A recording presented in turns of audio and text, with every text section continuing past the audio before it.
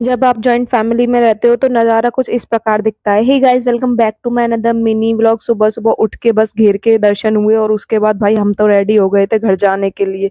हमारे वहाँ पे ये भी रस्म है कि भाई जब बेटी और दामाद जाते हैं तो भाई घर के सारे लोग उनका टीका करते हैं और विदा देते हैं और पैर छूना तो बहुत ही ज़्यादा मैंडेटरी है। इधर सबने चाची ने, मम्मी ने और चाचा ने हमारा टीका किया और उसके बाद पैर छुए और सबने हमें विदा दी। उसके बाद भाई हम चले गए पापा के पास, जाके उनसे बात-वात करी, उनसे बोला हम तो जा रहे हैं।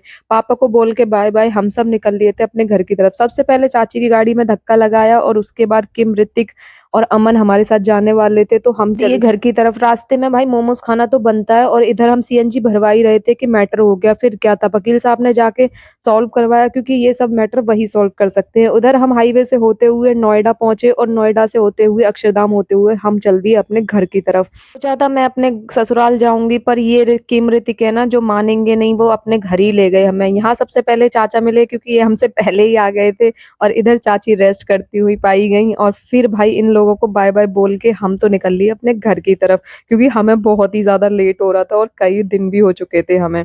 उसके बाद भाई ये देखो विटारा फार्म हाउस इतना ज़्यादा प्यारा लग रहा था और भाई इतना ज़्यादा जाम था, क्या बताऊँ आपको, बहुत ही ज़्यादा देर लगी। शाम खुलते ही गाड़ी ने पकड़ी स्पीड और सीधे पहुँचे घर। देखा तो कमरे का हाल बहुत ही ज़्यादा बुरा हो चुका था मेरे बिना। कमरा समेटेंगे बाद में, सबसे पहले इनका रोमांटिक सीन देख लेते हैं क्योंकि आज है मेरे चाचा ससुर और चाची सास की एनिवर्सरी और हम सब निकल लिए हैं फिर से बाहर की तरफ कुछ खाने-पीने के लिए क्योंकि आज ये लोग देंगे पार्टी। और सबसे पहले केस कैफे पहुँचे जहाँ पे बहुत ही ज़्यादा भीड़ हो रही थी। हमने कहा चलो यहाँ से कहीं और चलते हैं, गिफ्ट लेना तो बनता है एनिवर्सरी पे। मैंने लिया एक प्यारा सा सूट और बाहर ये बोले बहुत ही ज़्यादा बारिश हो रही है। मैंने बोला जल्दी से चलो और पहुँचे विलेज कैफे। अंदर जाके देखा तो भाई ये सब लोग तो अपना टेबल पे सजा के सब कुछ बैठे हुए हैं। मैंने कहा भाई हम ही लेट हो गए। थैंक गॉड कि कुछ खाने के लिए नहीं आया हुआ था। हम गए जाके तब तक खाने के लिए आया और सबसे पहले सिस्टी ने चाउमीन, फिर पास्ता और उसके बाद चिली पोटैटो मेरे को सर्व करके दिए और बाकी सबने भी खूब मस्ती से एंजॉय करके डिनर किया।